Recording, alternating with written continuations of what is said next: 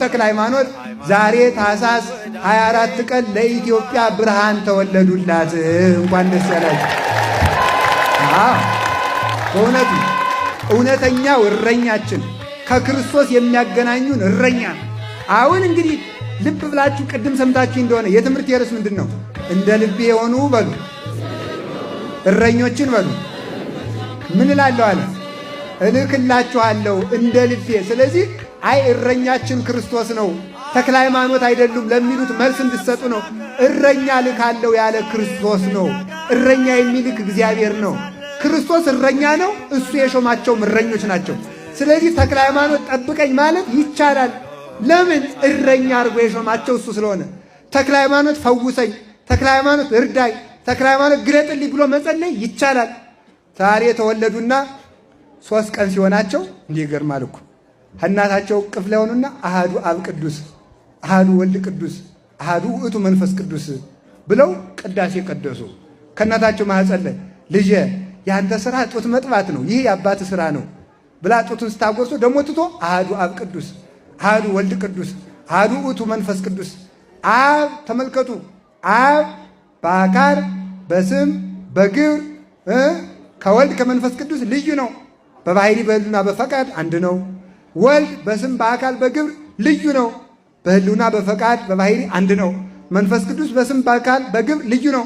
በባሕሪ በሕልውና በፈቃድ አንድ ነው ብሎ በሦስተኛው ቀን ተመልከቱ አንደበቱን ገልጦ ከሰተ አፉ ወልሳኑ ነበበ ባረኮ አይኮቶ ለእግዚአብሔር፣ እግዚአብሔርን አመሰገነው፣ አንደበቱን ገለጠ። በ3 ቀናቸው ቅዳሴ የጀመሩ ካህን ማለት ተክለ ሃይማኖት ናቸው። አቡነ ተክለ ሃይማኖት አባታቸው ጸጋ ዘአብ እናታቸው እግዚ ሐረያ ይባላሉ። በሸዋ ክፍለ ሀገር የነበሩ የተመረጡ ባልና ሚስት ናቸው። ከተመረጡ ከተከበሩ ቅድስና ካላቸው ቤተሰብ የታጨች የእናታችን የእግዚ ሐረያ ስሟ የቀድሞ ስሟ ሳራ ትባላለች። ታጭታ ለጸጋ ዘአብ ለንጹሕ ካህን ለንጹሕ ዲያቆን ለጸጋ ዘአብ ታጨች። ስትመጣ ሰራተኛ ነበረች። እጇ ከመፍተል ከመስፋት ከመስራት የማይወዝን ትጉ ታማኝ ንጽሕት ምራት ነበረች ማለት ነው።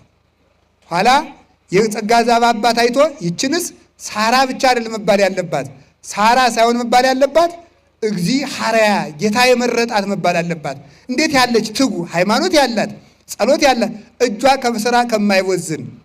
አሁን ዛሬ ሴቱ ትሰራላችሁ? አሰሩም እኮ አሰሩም። ልብስ ሲያምራችሁ ፖርሳችሁን አንጠልጥላችሁ እንደ ሰው ቡቲክ ማለት ነው። ነጠላ አትፈትሉ፣ መቀነት አትፈትሉ፣ ጋቢ አትፈትሉ ብሎ ማለት ነው። አሁን ወጥም ራሱ ብዙ የከተማ ልጆች ወጥ እንኳን መስራት የማይችሉ እየሆኑ ነው ሴቶቹ ማለት ነው። በምንም ታምር አይሰሩ።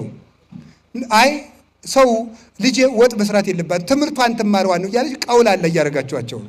ወጥ መስራት አለባቸው በእውነቱ ማለት ነው። መትጋት እግዚአብሔርን የሚያስመስል ስራ እኮ ነው። ሴት በስላሴ የተመሰለች እኮ ስላሴ ሁልጊዜ ለዚህ ዓለም እንደሚሰሩ ተግታ ስለምትሰራ ነው።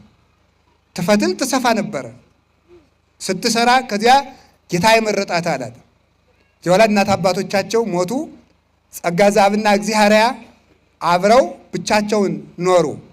በትዳራቸው ተከባብረው ሲኖሩ እሱ የተቀደሰ ካህን ነበረ፣ ከቤተ ክርስቲያን የማይለይ ቦ አመይ ገይዝ ለአጢነ ዕጣን ቤተ ክርስቲያን ዕጣን ለማጠን የሚሄድበት ነበረ ጊዜ ነበረ። ወቦ አመይ ገይዝ ለዘምሮ ዳዊት ለመዝሙረ ዳዊት ለመጸለይ ቤተ ክርስቲያን የሚሄድበት ጊዜ ነበረ። ይህን ሁሉ በቀን ነው የሚያደርገው።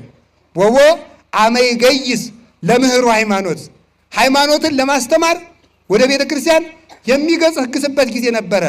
ወቦ አመይ ገይዝ ለአንብቦ መጻሕፍትን ለመመልከት ወደ ቤተ ክርስቲያን ይመጣ ነበረ። ወቦ አመይ ገይዝ ተመልከቱ ለገቢረ ትሩፋትና የቅድስና ስርዓትን አብዝቶ ለመስራት በቀን 5-6 ጊዜ ወደ ቤተ ክርስቲያን ይገሰግስ ነበረ። ማን? ጸጋ ዘአብ። እንዲህ ያለ ካህን። እሷም የታመነች ነበረች። ደካማ መስሏቸው በአንድ እግሩ ሲያዩት ባለ 6 ክንፎ ተክልየኛ አባት እርሱ ሳኖ